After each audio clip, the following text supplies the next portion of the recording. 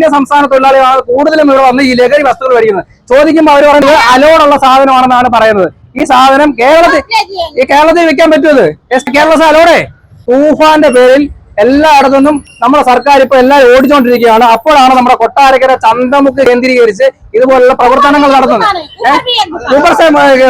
മലയാളീസേ ബംഗാളിയാ മേലും ബംഗാളികളുണ്ട് ഈ സാധനങ്ങൾ വിൽക്കുന്നതാണ്. പക്ഷെ അവിടെയും ബംഗാളികൾ വിൽക്കുന്നതാണ് പറയുന്നത്. നമുക്ക് നമ്മുടെ കൊട്ടാരക്കരയും ഒരു കൊച്ചു തമ്പാനൂരായി മാറിയിരിക്കുകയാണ്. കാരണം നമ്മുടെ കൊട്ടാരക്കര ചന്തമുക്കിൽ ഒരു കട കേന്ദ്രീകരിച്ച് അന്യസംസ്ഥാന തൊഴിലാളികൾ എന്നൊക്കെ നമ്മൾ പറയും.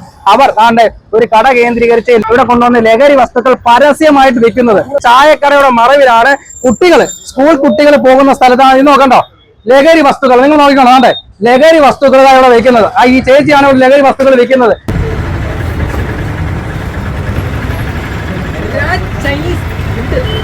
ക്യാൻസർ പോലുള്ള മാരകമായിട്ടുള്ള അസുഖങ്ങൾ ബാധിക്കുന്ന ഒരു സാധനമാണ് ഇവിടെ കൊണ്ടുവന്ന് വെക്കുന്നത്. പകലെന്നോ രാത്രിയെന്നോ ഇല്ലാതെ ആരെയും പേടിയില്ലാതെ ഒരു കൂസലുമില്ലാതെയാണ് ഇവിടെ ലഹരി വസ്തുക്കൾ വിറ്റുകൊണ്ടിരിക്കുന്നത്. ദിനംപ്രതി നൂറുകണക്കിന് അന്യസംസ്ഥാന തൊഴിലാളികളാണ് ഇവിടെ വന്ന് ഈ ലഹരി വസ്തുക്കൾ വാങ്ങിപ്പോകുന്നത്. ഈ ഒരു ഹോട്ടലിൻ്റെ 200 മീറ്റർ മാറിയിട്ടാണ് ബോയ്സ് സ്കൂളുള്ളത്. ആ ബോയ്സ് സ്കൂളിൽ പഠിക്കുന്ന വിദ്യാർത്ഥികൾ ഇതുവഴിയാണ് നടന്നു പോയിക്കൊണ്ടിരിക്കുന്നത്. എന്തായാലും ഞങ്ങൾ കൊട്ടാരക്കര പോലീസിനെ വിവരമറിയിച്ചു. കൊട്ടാരക്കര പോലീസ് കൃത്യമായിട്ട് ഈ ഒരു കടയിലെത്തി ലഹരി വസ്തുക്കൾ പരിശോധിക്കുന്ന ദൃശ്യങ്ങളാണ് നിങ്ങൾ കണ്ടുകൊണ്ടിരിക്കുന്നത്. ആ സ്ത്രീയോട് ചോദിച്ചപ്പോൾ ആ സ്ത്രീ പറയുന്നത് എൻ്റെ കടയിൽ മാത്രമല്ല ലഹരി വസ്തുക്കൾ വിൽക്കുന്നത്, ഈ കൊട്ടാരക്കരയിലെ തന്നെ 5ഓളം ഇടങ്ങളിലാണ് ഇതുപോലുള്ള ലഹരി വസ്തുക്കൾ വിൽക്കുന്നത്, അതും അന്യസംസ്ഥാന തൊഴിലാളികളാണ് വിൽക്കുന്നതെന്നാണ് അവർ പറഞ്ഞത്.